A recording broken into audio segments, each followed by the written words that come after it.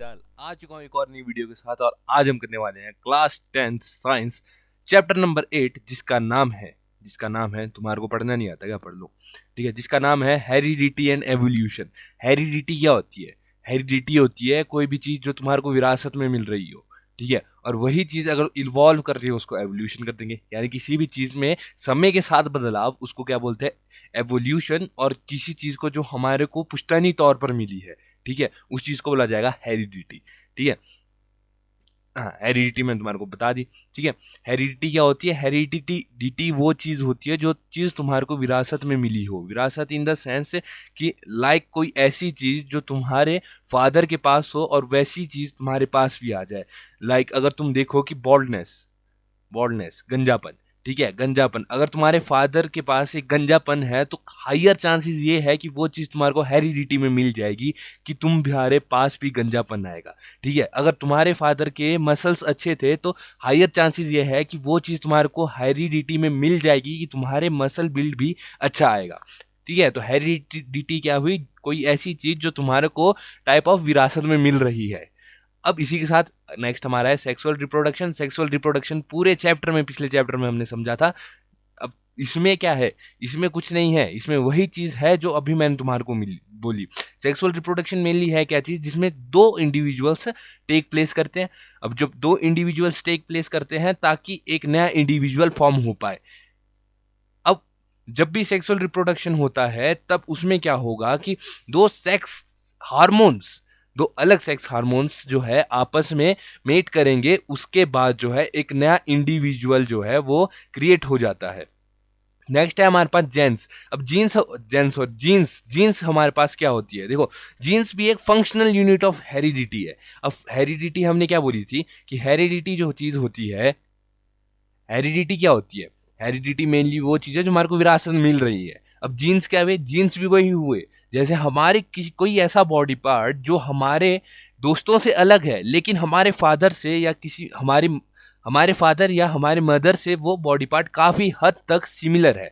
मान लो हमारा कोई मसल है जो कि इजीली बिल्ड हो जा रहा है, और हमारे जितने भी आसपास के दोस्त हैं उनमें वो मसल बिल्ड नहीं हो पा रहा है, लेकिन हमारे फादर के पास जो है वो मसल हमसे भी ज्यादा तौर पर है। तो वो चीज ये बोली जा सकती है कि वो चीज जो है जीन्स में है, क्योंकि वो चीज मेरे फादर के पास थी, तो वही चीज मेरे फादर से मेरे को एक विरासत के तौर पर मिली है। वो जीन्स मेरे को एक विरासत के तौर पर मिले हैं।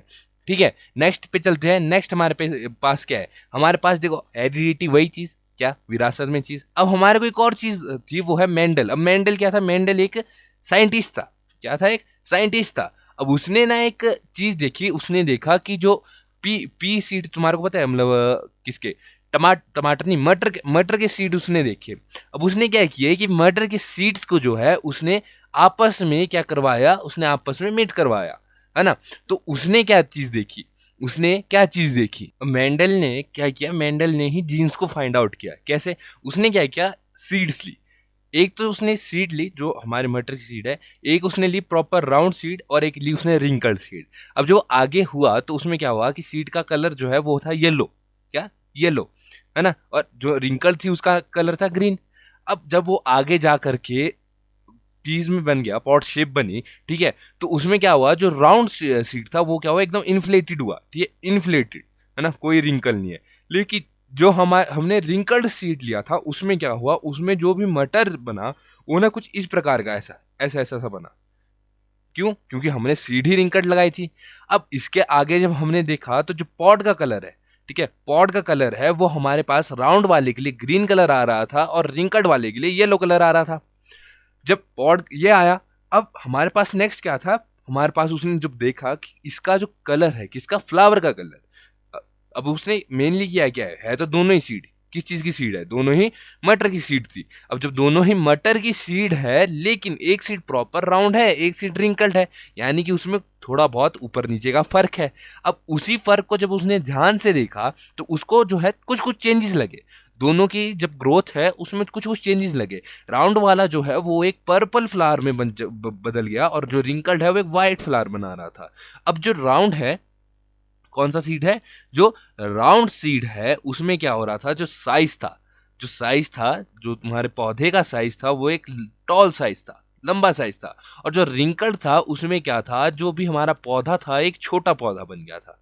क्या था, एक छोटा पौधा बन गया था। तो उधर से मेंडल ने ये चीज देखी कि इस चीज का जो फर्क है वो किससे पड़ा, वो फर्क पड़ चुका था जेनेटिक्स या जीन्स हम कह सकते हैं। जीन्स इन द सेंस कि जो राउंड सीड था उसके जीन्स आगे क्या बना रहे हैं, टॉल बना रहे हैं, और जो रिंकल था उसके जीन्स आगे क्या बना रहे हैं, डॉर्फ बना रहे हैं। अगर हम दोनों ही सेम लेते, राउंड ही लेते, तो दोनों ही टॉल बनाते। क्या हुआ, सॉरी माइक में थोड़ी दिक्कत हो गई थी, हाँ, है ना। तो इसमें क्या हुआ, जो हमारा एकदम बिल्कुल ठीक वाला था, बिल्कुल ठीक वाला था, उसने क्या बनाया, टॉल बनाया, टॉल, ठीक है। और जो हमारा रिंकल्ड था उसने आगे हमारे पास क्या प्रोडक्ट दिया, जो पौधा था वो छोटा छोटा आया। तो उधर से उसको क्या पता चला कि जो भी चीज है वो किस चीज पे डिपेंड हुई, सीड पे। अब सीड पे तो डिपेंड हुई, लेकिन सीड तो भाई सेम प्लांट का था, सेम प्लांट का सीड था, तो प्लांट भी तो सेम ही होना चाहिए था। तो वहां से उसने देखा कि ये चीज जो है जीन्स में भी आएगी, किसमें, जीन्स में भी आएगी, कि अगर जैसा बीज हम लगाएंगे ना वैसा ही प्लांट लगेगा। सिंपल चीज अगर मैं बोलूं, जैसा बीज वैसा प्लांट। नेक्स्ट हमारे पास आता है डोमिनेंट ट्रेट, ठीक है, और रेसेसिव ट्रेट्स। डोमिनेंट ट्रेट्स और रेसेसिव ट्रेट्स क्या होते हैं, अगर तुम यहां पर ये फोटो देखो, इस फोटो को ध्यान से देखो, ठीक है, अगर ध्यान से देख रहे हो तो ध्यान से, सही में ध्यान से देखो। अब ना इस फोटो में क्या चीज है, एक मिनट, इस फोटो को मैं जरा फ्रंट को लाता हूं। अब ये देखो फोटो में फ्रंट को ले आया। अब इधर से हम क्या चीज समझ रहे हैं, इधर से अगर तुम एक चीज समझो, मान लो दो बर्ड्स हैं, दो बर्ड्स ने आपस में मेट किया, दो बर्ड्स ने आपस में मेट किया। एक बर्ड का कलर क्या है, पर्पल है, एक बर्ड का कलर पर्पल है, ठीक है, और एक बर्ड का कलर पिंक है। अब उन दोनों के मेटिंग से जो बर्ड आया, जो चीक हम जिसे कहते हैं, मान लो चीक आया, ठीक है, वो आ गया पिंक कलर का। अब इसमें क्या होगा, इसमें हम क्या चीज देखेंगे, इधर आएंगे हमारे डोमिनेंट ट्रेट्स और रेसेसिव ट्रेट्स।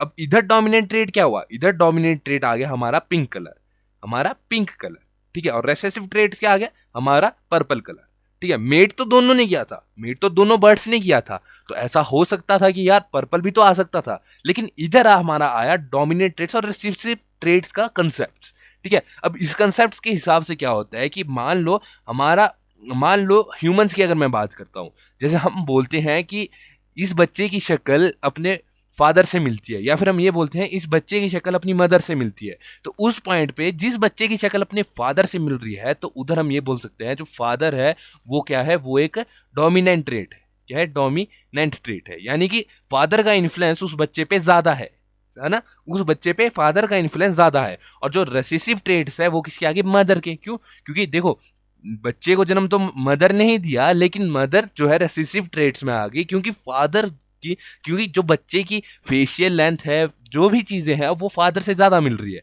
तो उस पॉइंट हम ये बोल सकते हैं कि जो फादर है वो डोमिनेंट ट्रेट है और मदर है वो रेसेसिव ट्रेट है। और वहीं अगर जो बच्चा है उसकी शक्ल, उसकी हाइट वो अपनी मदर से मिल रही है, उसकी शक्ल और हाइट अपनी मदर से मिल रही है, तो मदर को ये बोलेंगे कि मदर जो है वो है हमारी डोमिनेंट ट्रेट है। क्या है, डोमिनेंट ट्रेट है। क्यों, क्योंकि उसकी मेनली फादर और मदर दोनों दोनों का जब सेक्सुअल रिप्रोडक्शन होगा तभी जाके एक हमारे पास प्रोडक्ट आएगा, जो कि या तो बेबी चाइल्ड हो, जो कि या तो गर्ल चाइल्ड होगा या तो बॉय चाइल्ड होगा। अगर वैसा है तो उसमें जो है हमेशा ये होता है कि गर्ल चाइल्ड या बॉय चाइल्ड में जो हमारे फेशियल एक्सप्रेशंस होते हैं, फेशियल के हमारे जिसे हम नैन नक्श कहते हैं, वो हमारे पेरेंट्स से मिलते हैं। अब किस पेरेंट्स से मिलेंगे वो चीज जो है वो चीज तय करती है डोमिनेंट ट्रेट और रिसेसिव ट्रेट। अगर मेरे फेशियल मेरे फादर से मिल रहे हैं तो उस पॉइंट पे ये कह सकते हैं कि जो मेरे फादर है वो एक डोमिनेंट ट्रेट्स है। और वहीं अगर मेरे फेशियल मेरी मदर से मिल रहे हैं तो मैं उस पॉइंट पे ये कहूंगा कि जो मेरी मदर है वो डोमिनेंट ट्रेट्स है। और वही चीज अगर मैं ऐसा बोलता हूं कि अगर मेरे जो फेशियल है मेरे फादर से मिल रहे हैं, इतने ज्यादा मेरी मदर से नहीं मिल रहे हैं, तो उस पॉइंट में मदर जो है वो क्या बन जाएंगे, रेसेसिव ट्रेट्स। और वही अगर मैं उल्टा कर दूं कि जो मेरे फेशियल्स है वो मेरी मदर से मिल रहे हैं लेकिन मेरे फादर से ज्यादा नहीं मिल रहे, तो वो उस पॉइंट पे फादर जो है वो बन जाएंगे रेसेसिव ट्रेट्स। यानी कि जो डोमिनेट कर रहे हैं जिनका ज्यादा इन्फ्लुएंस है, जैसे इस पिक्चर में हमारे पास ज्यादा इन्फ्लुएंस इसका था, ठीक है, तो ये हमारे पास आ गई डोमिनेंट ट्रेट। और जिसका कम इन्फ्लुएंस है जैसे कि इसका था, तो ये हमारे पास आ गई रेसेसिव ट्रेट्स। बढ़ते हैं नेक्स्ट स्लाइड की ओर। नेक्स्ट हमारे पास क्या है, मोनोहाइब्रिड क्रॉस। अब जब बात आती है मोनोहाइब्रिड क्रॉस की, तो मोनोहाइब्रिड क्रॉस क्या होता है, देखो जब हम किसी दो प्लांट्स या दो ऑर्गेनिज्म को आपस में मेट करा रहे हैं, उस पॉइंट पे जब उनका सिर्फ एक कैरेक्टरिस्टिक को देखा जाएगा तो उसको बोला जाएगा मोनोहाइब्रिड क्रॉस। क्या, मोनोहाइब्रिड क्रॉस। अब इसमें क्या है, जैसे मान लो हमने एक प्लांट लिया जो एक लंबा प्लांट है और एक छोटा प्लांट है, टीटी छोटा प्लांट है। अब इसके हायर चांसेस क्या है, जब ये प्लांट्स को हमने आपस में मेट करा दिया मान लो, तो इसके हायर चांस क्या होंगे कि स्टार्टिंग में तो चलो ये टी टी ये दे दे, यानी कि एक मिडल का दे दे, क्या दे दे, मिडल का दे दे, कि टी और टी ये बन गया हमारा एक मतलब टाइप ऑफ, ना ज्यादा छोटा ना ज्यादा लंबा, ठीक है, एक वैसा प्लांट बन गया। अब जब हम इस टी टी प्लांट को फिर से आपस में ही मेट कर देते हैं, तो हमारे पास क्या होगा कि हमारे पास एक सीरीज आ जाएगी, क्या कि हमारे पास एक ऐसी सीरीज आ जाएगी जिसमें हमारे पास 3 प्लांट्स तो लंबे आ जाएंगे, टी टी टी टी, ठीक है, 3 प्लांट्स तो लंबे आ जाएंगे, इसको लंबे मानेगा, और एक प्लांट जो है हमारे पास छोटा आ जाएगा, क्या आ जाएगा, छोटा आ जाएगा। तो इसी चीज को बोला जाता है मोनो हाइब्रिड क्रॉस। इसमें हमने क्या चीज देखी, इसमें हमने सबसे पहले ये देखा कि जो प्लांट है उसकी हाइट क्या है। दूसरा हमने ये देखा कि अगर हम उस प्लांट को आपस में मेट करवाते हैं तो हमारे पास एट द एंड क्या चीज आ रही है और क्या चीज बन रही है। तो जब हमने उसकी जनरेशन 2 को, F2 जनरेशन को आपस में मेट कराया, जो F2 जनरेशन थी वो थी हमारे पास टी टी, इसको मेट कराया, तो हमारे पास ये पता चला कि हमारे पास जो 3 थे वो बड़े आए हैं, यानी कि वो जो 3 प्लांट्स है उनकी हाइट अच्छी है, वो लंबे प्लांट्स है। लेकिन जो चौथा प्लांट है, ठीक है, वो हाइट में छोटा हो गया। क्या हो गया, वो हाइट में छोटा हो गया। सेम चीज अगर मैं बात बोलूं तो सेम चीज हम किसके उस पे देख सकते हैं, ह्यूमन जीन्स में भी देख सकते हैं। मान लो आपके फादर बहुत लंबे हैं और आपकी मदर की हाइट उतनी अच्छी नहीं है ना, और आगे क्या होता है, मान लो आपके दादा और दादी से हम टेस्ट कर लेते हैं। अब आपकी जो दादा है और दादी है उनकी हाइट अच्छी है, ठीक है, मतलब दादा की हाइट अच्छी है, दादी छोटी है, तो आपके पापा की हाइट एक नॉर्मल सी हाइट आएगी, है ना। बहुत कम रेयर केसेस होते हैं कि जेनेटिक्स को लोग जो है पार कर देते हैं। अगर किसी की जेनेटिक्स 5-6 है तो मैक्स टू मैक्स वो 5-8 तक चले जाता है। बहुत कम लोग ऐसे होते हैं जो 5'11" और 6 फुट तक चले जाएंगे इस जेनेटिक पोटेंशियल हाइट के साथ, है ना। तो अब इसमें क्या होगा कि आपके फादर की हाइट जो है ये आ जाएगी, और सेम अगर हम देखें, अगर आपके नाना नानी की हाइट भी कुछ इसी प्रकार की हो कि आपके जो नाना है उनकी हाइट अच्छी है और जो नानी है उनकी हाइट छोटी है, तो आपकी जो मदर है उनकी हाइट भी आपके फादर जितनी ही आ सकती है। अब इससे क्या चीज होगा, जब आपकी मदर और फादर का सेक्सुअल रिप्रोडक्शन होगा तो उसमें क्या होगा कि मान लो आपके 4 भाई बहन हैं, तो उसमें एक ऐसा होगा कि एक जो होगा वो बहुत ही लंबा होगा, सबसे ज्यादा लंबा होगा, और जो 2 होंगे वो मीडियम से होंगे, मतलब उनकी हाइट मीडियम होगी। लेकिन जो हमारा चौथा होगा वो ये नहीं हो सकता कि पहला लड़का है दूसरा लड़का है, लेकिन अगर 4 बच्चों में हम कंपैरिजन कर रहे हैं तो उनमें से एक बच्चा ऐसा होगा जिसको हम मजाक में बौना कह सकते हैं, क्यों, क्योंकि उसके पास उतनी हाइट नहीं आ पाएगी, ठीक है। नेक्स्ट हमारे पास आता है डाई हाइब्रिड क्रॉस। अब डाई हाइब्रिड क्रॉस क्या चीज है, डाई हाइब्रिड क्रॉस एक ऐसी चीज है जिसमें, जैसे हमने मोनो हाइब्रिड क्रॉस में हमने हाइब्रिड क्रॉस में ये चीज देखी, मोनो हाइब्रिड क्रॉस में, कि एक कैरेक्टरिस्टिक हमने देखा जो कि थी हमारी हाइट, HEIGST हाइट, ठीक है।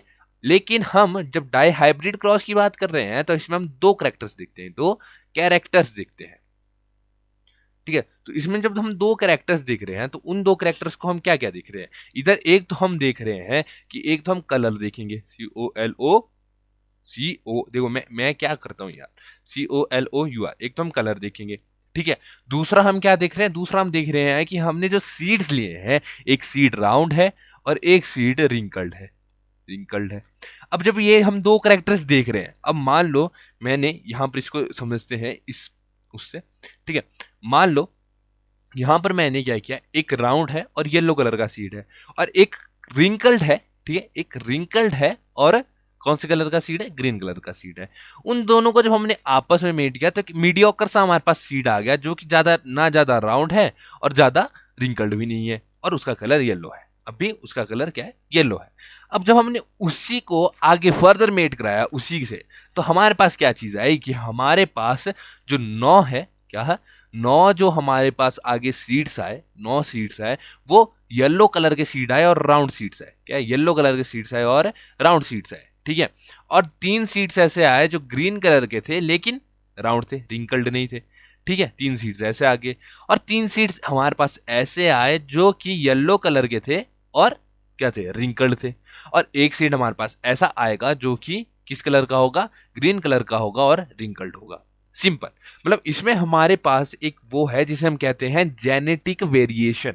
Genetic variation in the sense कि यहां पर जैसे ये रिंकल्ड नहीं था, राउंड था, लेकिन ये रिंकल्ड था। अब नेक्स्ट जनरेशन एक ऐसी जनरेशन आ गई जो इन दोनों के बीच में लाई कर रही है, इन दोनों के क्या कर रही है, बीच में लाई कर रही है। यानी कि ज्यादा रिंकल्ड भी नहीं है और ज्यादा राउंड भी नहीं है। लेकिन जब उस जनरेशन को, जो जनरेशन हमारे पास F2 आई, मान लो हमारे पास नेक्स्ट जनरेशन आई इन दोनों के मीटिंग के बाद, जब हमने उस जनरेशन को देखा, उस जनरेशन को देखा, तो हम क्या देखते हैं कि वो जनरेशन जब मेट कर रही है तो उससे हमारे पास क्या आ रहा है, कि उससे हमारे पास ये आ रहा है कि उससे आगे 9, जो आगे अगर 9 उसके आगे बच्चे होते हैं तो 9 बच्चे एकदम ठीक है, ठीक है, ठीक है, येलो कलर के, ठीक है। 3 बच्चे भी ठीक है लेकिन ग्रीन कलर के हैं।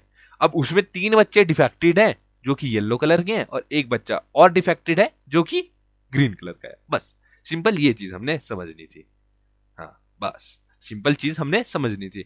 नेक्स्ट हमारे पास आता है इनहेरिटेंस।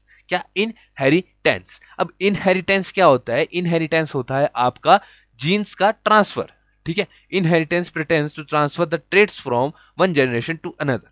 अब मान लो मेरी हाइट 5 फुट 11 इंच और 6 फुट के बीच की है। मेरी हाइट 5 फुट 11 इंच और 6 फुट के बीच है।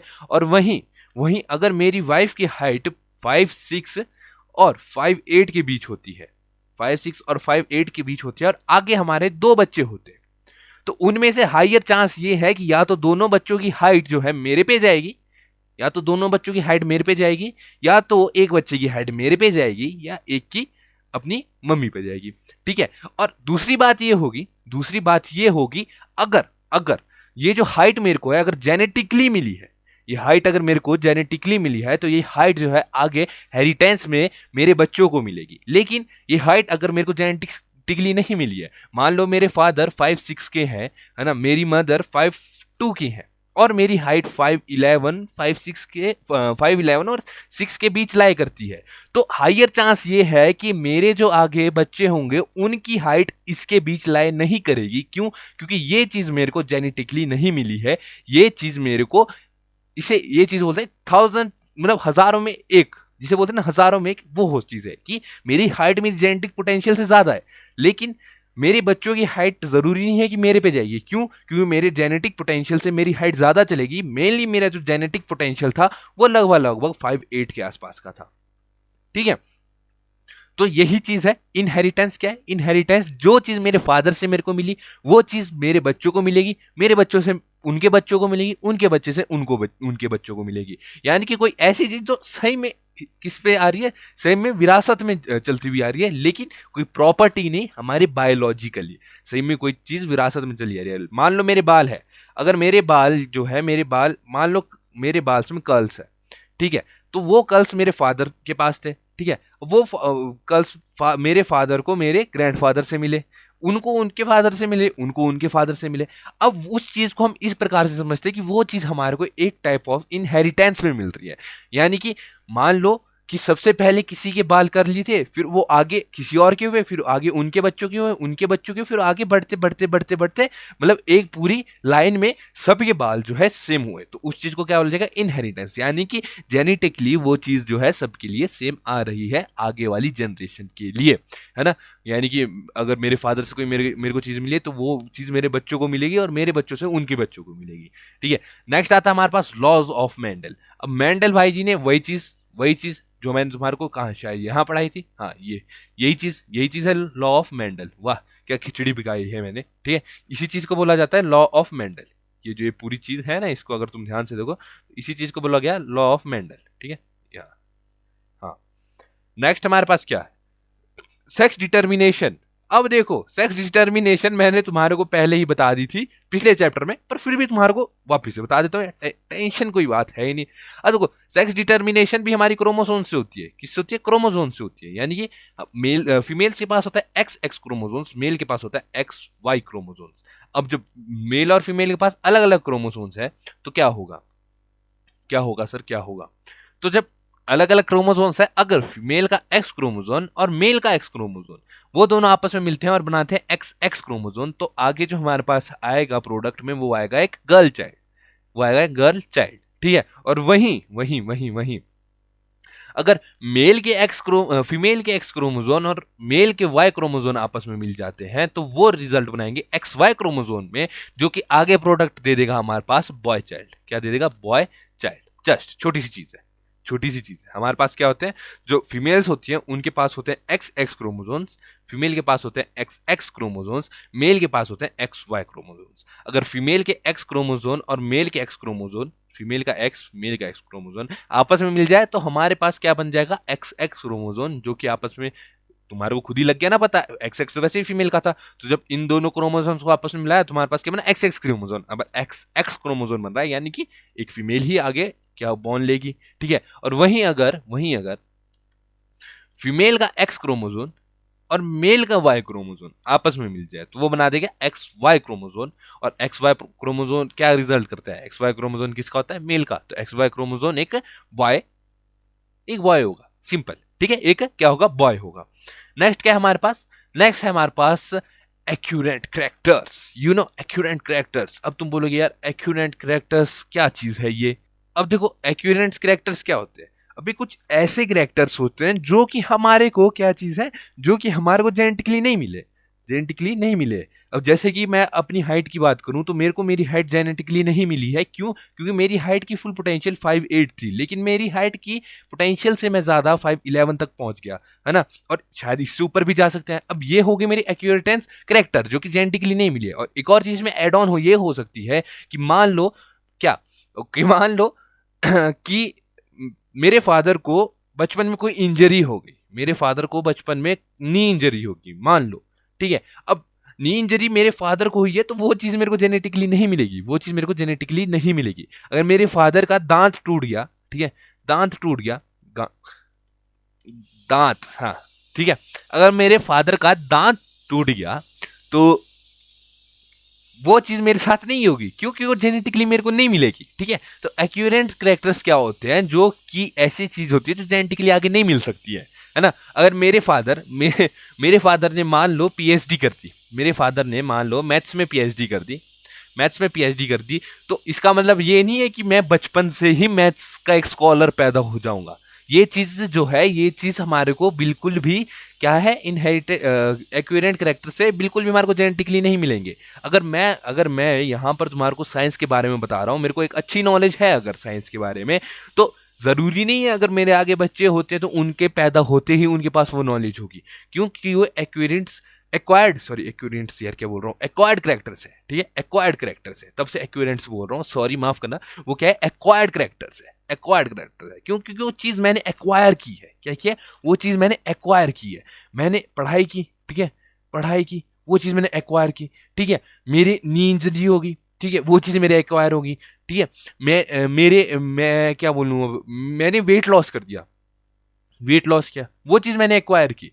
लेकिन इसका मतलब ये नहीं है कि अगर मैंने पढ़ाई की है तो मेरे जो आगे बच्चे होंगे वो पढ़े लिखे पैदा होंगे, नहीं, ठीक है। मेरी नी इंजरी है तो इसका मतलब ये नहीं है कि मेरे बच्चे हैं वो नी इंजरी के साथ पैदा होंगे। अगर मेरा वेट मैंने कम किया है तो इसका मतलब ये नहीं है कि मेरे जो आगे बच्चे होंगे उनका पैदा होते ही वेट कम हो जाएगा। क्यों? क्योंकि ये सारे कैरेक्टर मैंने एक्वायर्ड किए हैं, एक्वायरेंस नहीं, एक्वायर्ड, ठीक है। सारे कैरेक्टर मैंने क्या किया? एक्वायर किए। ये सारे कैरेक्टर मैंने एक्वायर किए, ये सारे कैरेक्टर मैंने अचीव किए, है ना। अब दूसरा था हमारा इनहेरिटेड ट्रेड्स। अब इनहेरिटेड ट्रेड्स क्या होते हैं?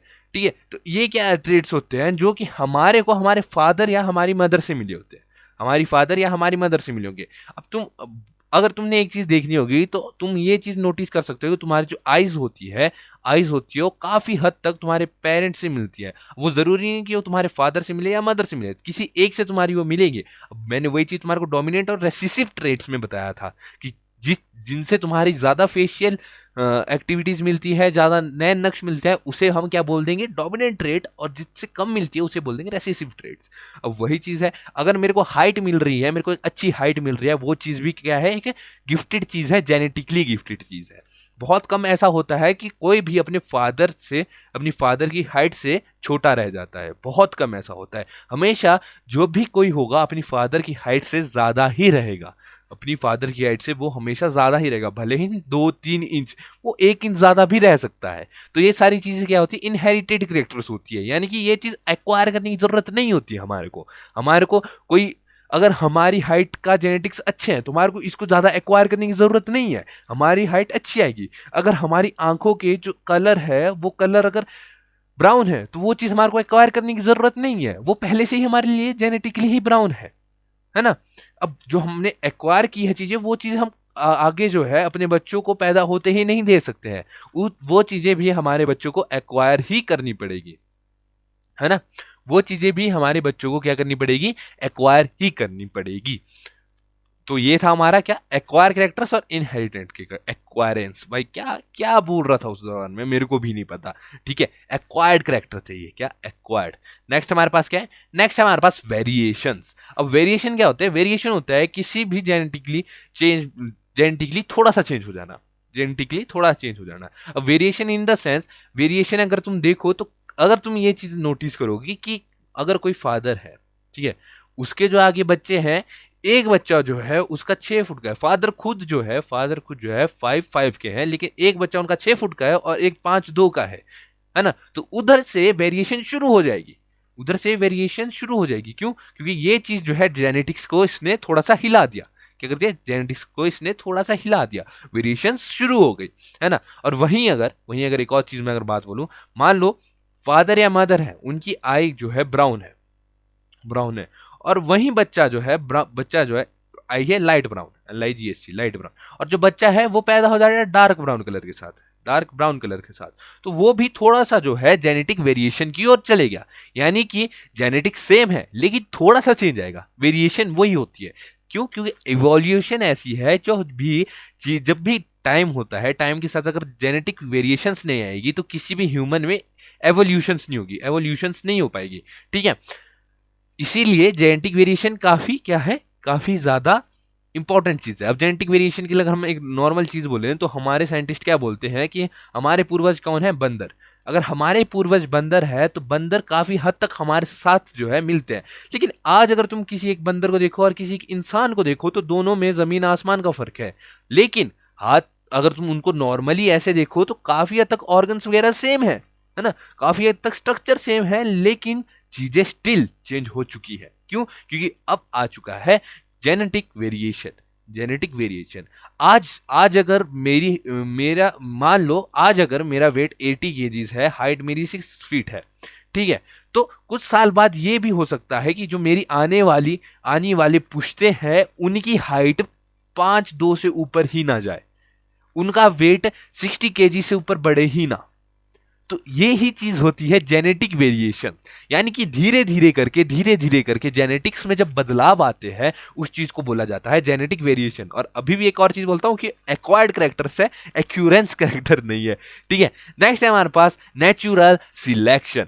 ठीक है, नेचुरल सिलेक्शन हमारे पास क्या चीज है उसको समझते हैं। अब देखो नेचुरल सिलेक्शन क्या है। नेचुरल सिलेक्शन तुम्हारा मेनली क्या चीज होती है कि किसी भी चीज का हैबिटेट के हिसाब से ढलना। अब मैं तुम्हारे को बोलूं, इंडियन को देखो, एक इंडियन आदमी को देखो और एक अमेरिकन आदमी को देखो, दोनों के कल्चर में जमीन आसमान का फर्क है। हालांकि इंडियन पता नहीं क्यों अमेरिकन कल्चर को फॉलो करने की ओर दौड़ रहे हैं, पर मेरे को नहीं पता। दोनों के कल्चर में काफी हद तक फर्क है, दोनों के स्किन कलर्स में काफी हद तक फर्क है। इंडिया में ही बोलूं तो इंडिया के जो साउथ पार्ट है उधर के लोगों में काफी हद तक फर्क है, जो नॉर्थ पार्ट है उधर के लोगों में काफी हद तक फर्क है। अब इसका मतलब ये नहीं है कि हमारे जेनेटिक्स अलग है, हमारे लगभग सभी के जेनेटिक्स सेम है, लेकिन फर्क ये पड़ता है कि हमारा जो एरिया है, हमारा जो एनवायरमेंट है, उसका एक बहुत बड़ा फर्क बैठ जाता है। अब अगर तुम नॉर्मली देखो तो जो हमारे चाइनीज पीपल होते हैं, जो नेपाल की पीपल होते हैं, उनकी आंखें जो है वो काफी हद तक बंद ही रहती है। अब वो आंखें बंद क्यों है, क्योंकि वो जो है वो मेनली आइस वाली जगह पे रहते हैं। अब जो आइस वाली जगह पे रहते हैं तो जो ऊपर से सनलाइट आती है ना, वो आइस पे पड़ती है, अब आइस व्हाइट होती है। अब व्हाइट कलर एकदम से जब उनकी आंखों में चमकने लगा तो उनके धीरे धीरे जेनेटिक्स ने वो चीज अडेप्ट करनी शुरू कर दी। अब जब वो चीज अडेप्ट करनी शुरू कर दी तो उससे क्या हुआ, उनकी आंखों की शेप ही छोटी होगी ताकि वो ढंग से वहां पर अपना सर्वाइवल कर पाए, ना उनको कोई दिक्कत हो, ना उनको कोई ऐसी कोई परेशानी हो बर्फ के दौरान वहां पर चलने में। अब अगर कोई साउथ इंडियन डायरेक्ट ही उस तरफ को चले जाता है, चाइना या फिर नेपाल की तरफ चले जाता है, तो उसको वहां पर अपनी आंखें ऐसी छोटी करनी पड़ेगी, अपनी आंखें जिसे हम बोलते हैं ना एकदम ऐसी छोटी करके देखना पड़ेगा। क्यों? क्योंकि वहां पर वैसा ही एनवायरमेंट है ना। सेम एनवायरनमेंट हमारा साउथ की ओर है, साउथ की ओर गर्मी वाला एरिया ज्यादा है, इसलिए हमारे जो साउदर्न पीपल्स है उनका जो स्किन कलर है वो थोड़ा डार्क है।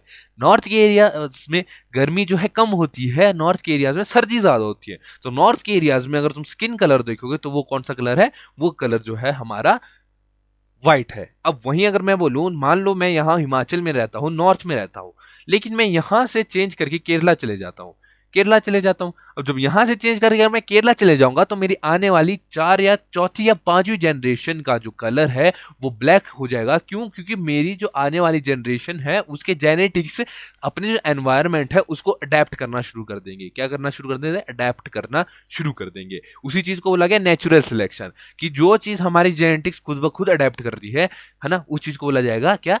Natural selection. ठीक है, हमारे नेचुरली अडेप्ट किया ना हमारे जेनेटिक्स ने। ऐसा तो है नहीं कि मान लो कि अब जैसे हमारे पहले बोला जाता है कि महाभारत में इतने 7-7 8-8 फुट के लोग होते थे, लेकिन अब तो भाई अब तो हाइट अगर कोई मुश्किल से 6 फुट भी पहुंच जाता है तो वो भी इतना लंबा लगता है। क्यों? क्योंकि जेनेटिक सिलेक्शन यानी नेचुरल सिलेक्शन हुई है ना। हैबिटेट के हिसाब से जेनेटिक्स में चेंज आया। जब हैबिटेट के हिसाब से जेनेटिक्स में चेंज आया तो हमारी नेचुरल सिलेक्शन हो गई। अब जो हमारे नॉर्थ में जो हम रहते हैं, नॉर्थ वाले जो हम कहते हैं ना, जिन्हें हम पहाड़ी लोग हैं, उनकी हाइट जो है एज कंपेयर अनदर छोटी होती है। क्यों? क्योंकि हम लोग पहाड़ में रहते हैं और पहाड़ में कुछ इस प्रकार के रास्ते होते हैं और वहां पर ज्यादा लंबी हाइट वाला आदमी एक डिफिकल्टी के साथ पैदा होता है अगर देखा जाए। क्यों? क्योंकि ज्यादा लंबी हाइट यानी कि पहाड़ों में सर्वाइवल मुश्किल, छोटी हाइट यानी पहाड़ों में सर्वाइवल इजी, है ना। इसीलिए पहाड़ के लोगों की हाइट क्या होती है? छोटी होती है। नेक्स्ट चलते हैं हमारे स्पेसिएशंस में, है ना। अब इसमें क्या है? इसमें हमारी कोई चीज नहीं है। जो चीज मैंने अभी जस्ट तुम्हारे को बताई ना, क्या जो चीज हमारे को अभी, हाँ एक चीज रहेगी हमारी जेनेटिक ड्रिफ्ट। जेनेटिक ड्रिफ्ट भी वही चीज है, ये देख रहे हो तुम BMW, ये तू ड्रिफ्ट ड्रिफ्ट, है ना। तो जेनेटिक ड्रिफ्ट भी यही चीज है, जिसमें क्या चीज होगा, जिसमें ना हमारे जो चीज है उसके क्या होगा, वेरिएशन शुरू हो जाएंगे। क्या?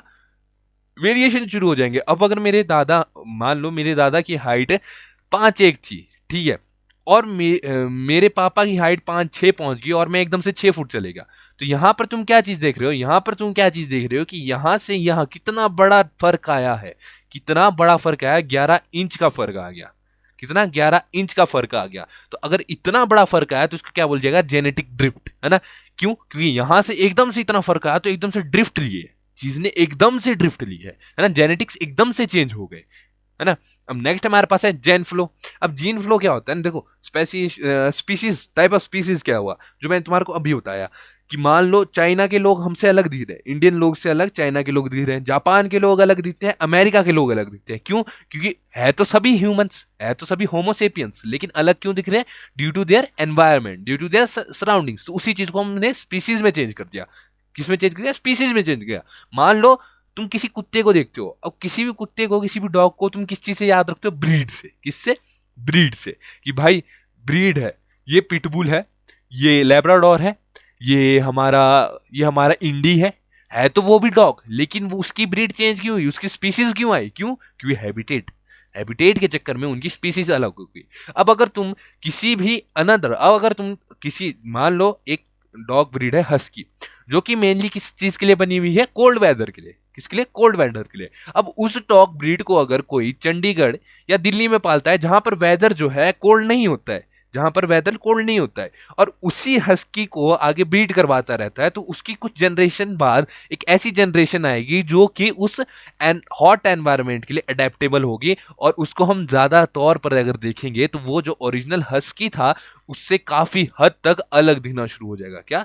अलग दिखना शुरू हो जाएगा। इसी चीज को बोला स्पीसीज। इसी चीज को क्या बोलेंगे? स्पीसीज की स्पीसीज चेंज हो गई, है ना। पहले हस्की था, अब क्योंकि हस्की तो मेनली किस में रहता है, कोल्ड एनवायरनमेंट में। अब जब उसको हॉट एनवायरनमेंट मिल गया तो उसके आगे जो जेनेटिक्स है उसमें क्या आएगा, ड्रिफ्ट आएगा।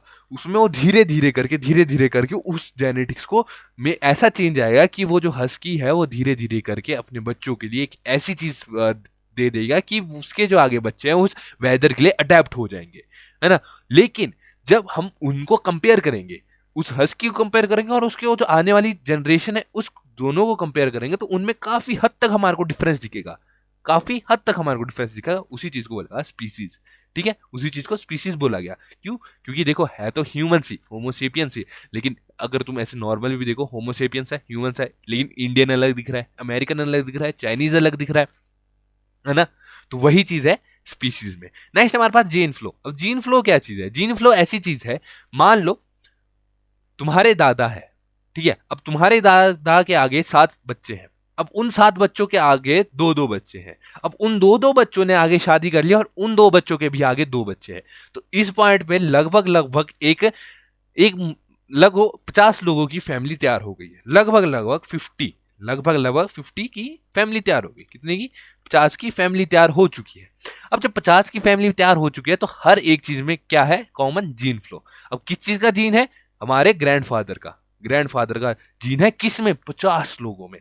अब यही 50 लोग जब आगे और ज्यादा क्या कहते मीटिंग होगी, आगे और ज्यादा मैरिज होगी, तो ये जीन फ्लो और बढ़ेगा इन द सेंस कि हमारे जो ग्रैंडफादर थे उनका जीन जो है हमारे आगे वाली पुश्तों को भी मिलेगा।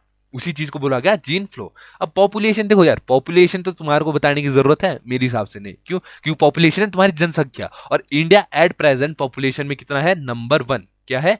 नंबर 1। ठीक है, तो पॉपुलेशन ज्यादा समझने वाली चीज नहीं है। नेक्स्ट आते हैं हम, ये देखो एक साइंटिस्ट है, साइंटिस्ट का इसका इसलिए क्योंकि इसने ही मेनली एवोल्यूशन के बारे में, इसको देखो फादर ऑफ एवोल्यूशन भी बोला जाता है। क्यों? क्योंकि इसने ढूंढा है कि भाई एवोल्यूशन कैसे हुआ है। ठीक है, तो एवोल्यूशन के बारे में हम ध्यान से देखें तो एवोल्यूशन क्या है? एवोल्यूशन है एक रिमार्केबल चेंज। क्या? Remarkable change. अब अगर तुम देखो, हम बोलते हैं हमारे पूर्वज यानी कि जिसे बोलते हैं आदिवासी, हमारा आदिवासी युग था, ठीक है, और आज का युग है मॉडर्न। ठीक है, नॉर्डन नहीं, मॉडर्न। ठीक है, तो आज के युग और आदिवासी युग में जमीन आसमान का फर्क है। लेकिन अगर तुम देखो तो जो जीन्स आदिवासी वाले थे वही जीन्स तो हमारे को मिले। अगर आदिवासी नहीं होते तो हम तो होते ही नहीं। क्यों? क्योंकि वही तो जीन्स हमारे को मिल रहे हैं। लेकिन अगर वो जीन्स हमारे को मिल ही रहे हैं, है ना, वो जीन्स अगर हमारे को मिल ही रहे हैं तो हम इतना चेंज कैसे हुए? क्यों? क्योंकि हमने किया एवोल्यूशन। क्या किया? एवोल्यूशन। हमने टाइम के साथ अपने सराउंडिंग को अडेप्ट किया, हमने टाइम के साथ क्या किया? अपग्रेड्स किए, हमने टाइम के साथ चीजों को इजियर बनाया। अब उसी डेवलपमेंट को क्या बोला गया? एवोल्यूशन। ठीक है ना। नेक्स्ट है हमारे पास ओरिजिन ऑफ स्पीसीज। अब origin of species, mainly origin of species क्या बोला जाता है हमारा? कि हम पहले बंदर से आदि मानव बने, आदि मानव से मानव बने, फिर धीरे धीरे करके आज के युग के हम मैन बन चुके हैं, है ना। इसी चीज को क्या बोला गया? एवोल्यूशन थ्योरी, है ना, कि एवोल्यूशन होता गया। अब आगे ऐसा भी हो सकता है कि आने वाली सेंचुरीज में हमारा स्ट्रेंथ लॉस हो जाए, क्या पता। आने वाली सेंचुरीज में हमारा स्ट्रेंथ 0% चले जाए। क्यों? क्योंकि अगर हम अपनी पहले वाली जनरेशन देखें, हमारे ग्रैंडफादर, हमारे पर दादा वाली अगर जनरेशन देखी तो उनको मोस्ट ऑफ द काम खुद करने पड़ते थे, कोई मशीन्स नहीं होती थी। तो उनमें स्ट्रेंथ और आज की जनरेशन में स्ट्रेंथ जमीन आसमान का फर्क होगा, है ना।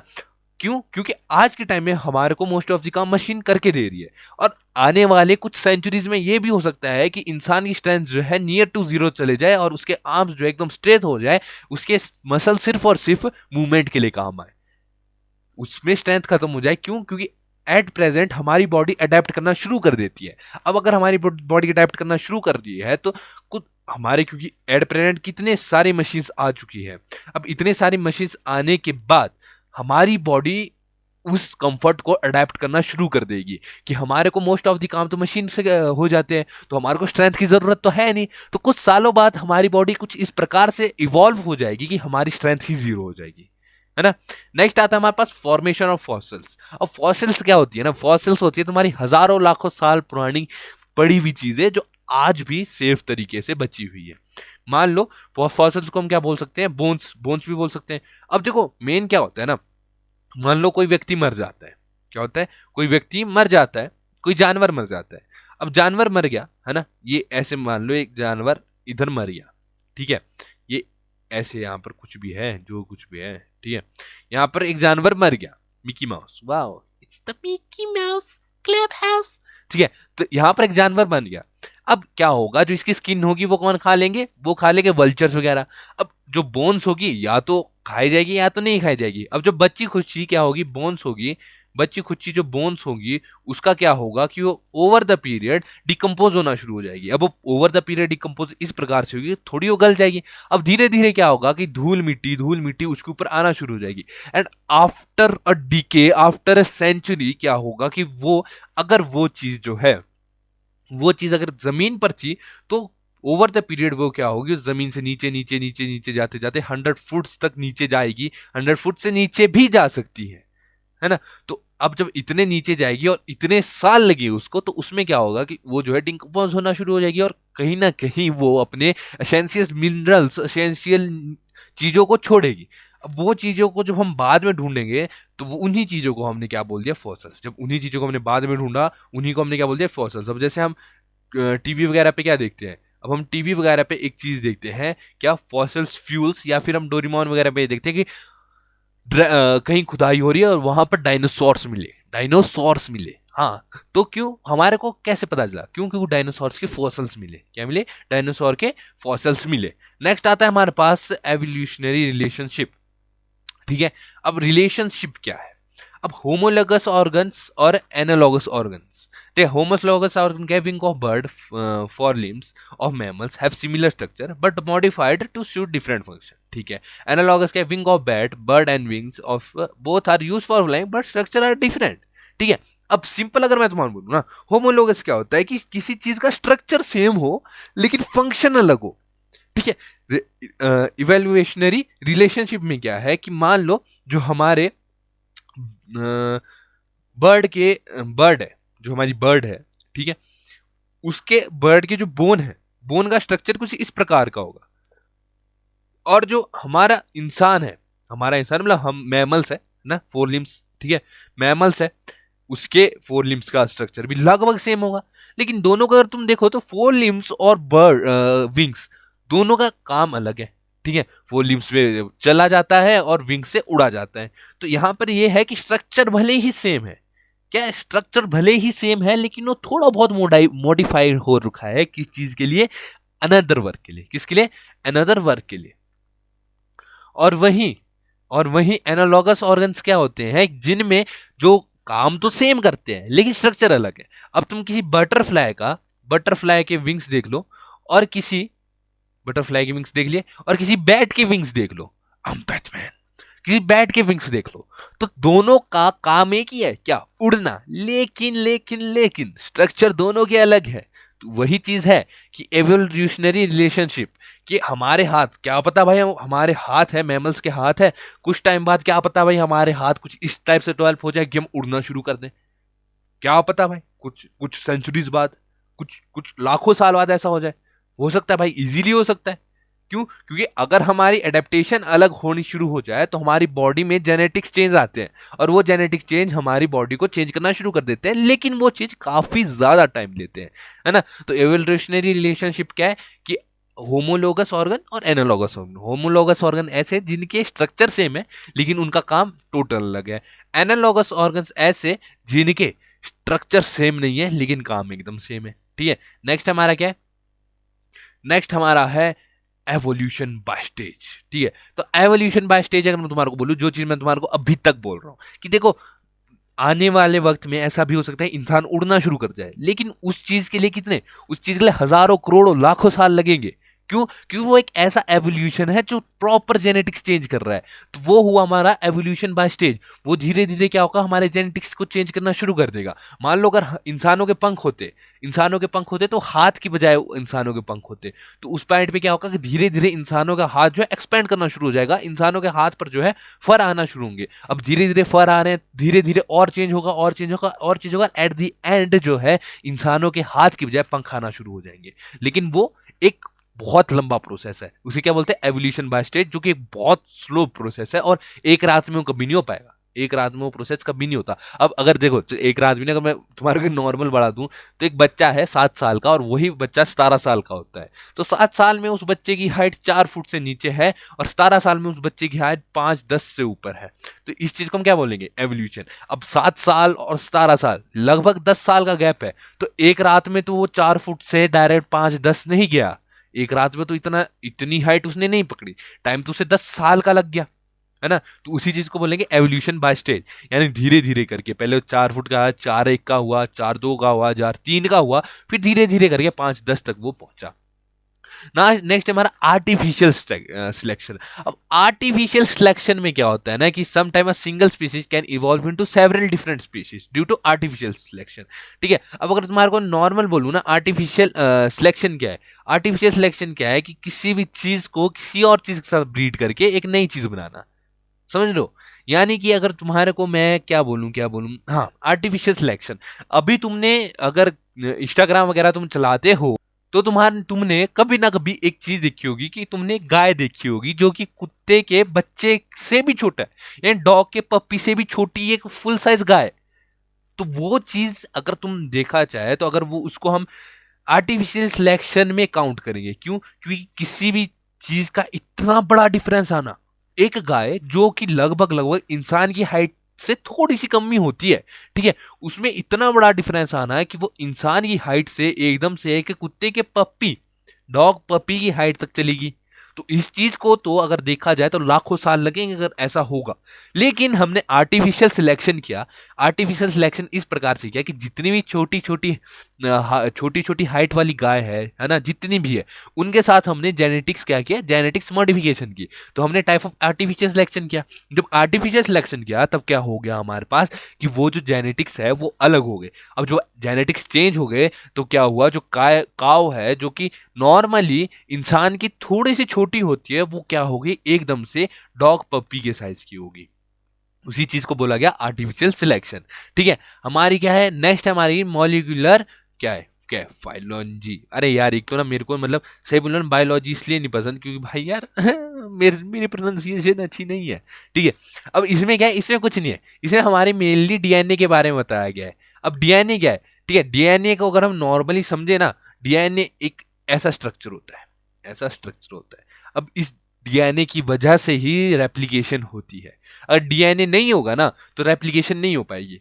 अगर डीएनए नहीं होगा तो मैं अपने फादर की तरह नहीं दिखूंगा, अगर डीएनए नहीं होगा तो तुम लोग अपने फादर या अपनी मदर की तरह नहीं दिखोगे। डीएनए नहीं होता तो तुम लोगों की हाइट अपने फादर और मदर पे डिपेंड नहीं करती। तुम्हारी हाइट भाई एकदम छोटी 4 फुट की भी हो सकती थी, तुम्हारी हाइट एकदम लंबी 8.5 फुट तक भी जा सकती थी अगर डीएनए प्रॉपर नहीं होता। लेकिन ड्यू टू डीएनए ये रेप्लिकेट करता है, डीएनए जो है रेप्लिकेट करता है, और जब डीएनए की रेप्लिकेशन होती है तभी क्या होता है, जीन्स फॉर्म होते हैं। क्या होते हैं? जीन्स फॉर्म हो जाते हैं। ये छोटी सी बात थी, छोटी सी थ्योरी है, ठीक है, इसको ज्यादा लंबा काय को खींचना है। नेक्स्ट आती है हमारे पास ह्यूमन एवोल्यूशन, है ना, उसके बाद हमारा शायद चैप्टर खत्म है। अब ह्यूमन एवोल्यूशन में ज्यादा कुछ नहीं है। देखो, अब human are known to belong primate family, ठीक है, human today have very close genetics connection chimps, ठीक है, एंड प्राइमेट्स। अब प्राइमेट्स क्या फैमिली किससे आई, जो प्राइमेट्स क्या होते हैं, जो मेनली पेड़ पूड़ पे रहते हैं, ठीक है, जो बांदर, जिसे हम बांदर कहते हैं ना, बांदर, मंकीज, ठीक है, तो मेनली ह्यूमंस को क्या बोला जाता है कि मंकीज से है, ठीक है, बिलोंग करता है मंकीज से। अब धीरे धीरे करके क्या हुआ, ये इवॉल्व हुआ, और ह्यूमंस की जो क्या कहते हैं, ह्यूमंस का जो एवोल्यूशन है वो किस प्रकार से हुआ, ह्यूमंस का एवोल्यूशन हुआ सबसे पहले अफ्रीका में। क्यों? क्योंकि ह्यूमन के एवोल्यूशन जो ट्रेट्स है वो अफ्रीका में पाए जाते हैं। किस में पाए जाते हैं? अफ्रीका में पाए जाते हैं। अब बहुत लोग कहेंगे यार महाभारत हुई, ये हुआ वो हुआ, तो यार हमारे तो ऐसा बोला जाता है कि इंडिया में वो सो है। तो देखो यार बहुत साल पहले कुछ ऐसा टाइप था कि इंडिया भी अफ्रीका के साथ ही जुड़ा हुआ था, लेकिन ड्यू टू जो प्लेट्स थे, प्लेट्स के हिलने की वजह से इंडिया जो है हट करके साउथ साइड आ गया, और साउथ साइड जब इंडिया कोलाइड हुआ तब हमारी जो है फॉर्मेशन हो जाती है हिमालयास की। लेकिन ये अलग कॉन्सेप्ट है, ये कॉन्सेप्ट भी देखो, तुम्हारे को मैं बोल रहा हूँ इस चैनल पे अगर तुम आए हो ना, इस चैनल पे तुम्हारे को एजुकेशन से ज्यादा नॉलेज प्रोवाइड कराई जाएगी, जो नॉलेज तुम्हारे सही में कहीं ना कहीं तो काम आएगी। तो ह्यूमन एवोल्यूशन के ट्रेस कहाँ मिलते हैं? अफ्रीका में, कि अफ्रीका में जो है ह्यूमन एवोल्यूशन शुरू हुआ था, वहां से जो है धीरे धीरे करके आगे बढ़ा, आगे बढ़ते बढ़ते करके यूरोप गया, एशिया गया, यहाँ गया, वहां गया, जहां गया, जहां गया। ठीक है। अब नेक्स्ट क्या है? नेक्स्ट कुछ नहीं है, नेक्स्ट हमारा नेक्स्ट चैप्टर आएगा और इसी के साथ ये वाला चैप्टर हो चुका है खत्म। अगर वीडियोस अच्छी लग रही हो तो भाई चैनल को सब्सक्राइब करो, क्या करो, चैनल को सब्सक्राइब करो, और अगर अच्छी नहीं लग रही कमेंट कर दो, क्योंकि देखो यार एक कमेंट से ऐसा होता है ना, खुद को भी एक मोटिवेशन मिल जाती है कि नहीं यार बंदे देख रहे हैं, है ना। या फिर एक लाइक कर दो सिंपली। इसी के साथ बढ़ते हैं किस चीज पे? बढ़ते हैं क्वेश्चन आंसर पे। तो देखो क्वेश्चन आंसर कुछ इस प्रकार से, इसको नॉर्मली तुम जस्ट देखते रहो, है ना। देखते इन द सेंस कि अगर तुमने इसको करना ही है तो क्या करो, इसको अगर तुमने सही में करना ही है ना, तो तुम इसके स्क्रीनशॉट लो यार, टेंशन क्यों लेते हो तुम इसके जस्ट स्क्रीनशॉट लो। और ये हमारी लास्ट स्लाइड थी, इसकी स्क्रीनशॉट ले लिए होंगे तो बहुत बढ़िया, नहीं लिए होंगे तो कोई बात नहीं यार, लेफ्ट साइड अगर 2 बारी क्लिक करोगे 10 सेकंड स्किप हो जाता है पिछली तरफ को। तो इसी के साथ वीडियो, आज की वीडियो होती है खत्म। आज हमने हेरिडिटी के बारे में पढ़ा। तब तक के लिए मिलते हैं नेक्स्ट वीडियो में। लिख दो कमेंट में, क्या लिखना है कमेंट में तुम्हारे को पता होना चाहिए, JMD। तब तक के लिए जय माता दी, मिलते हैं नेक्स्ट वीडियो में।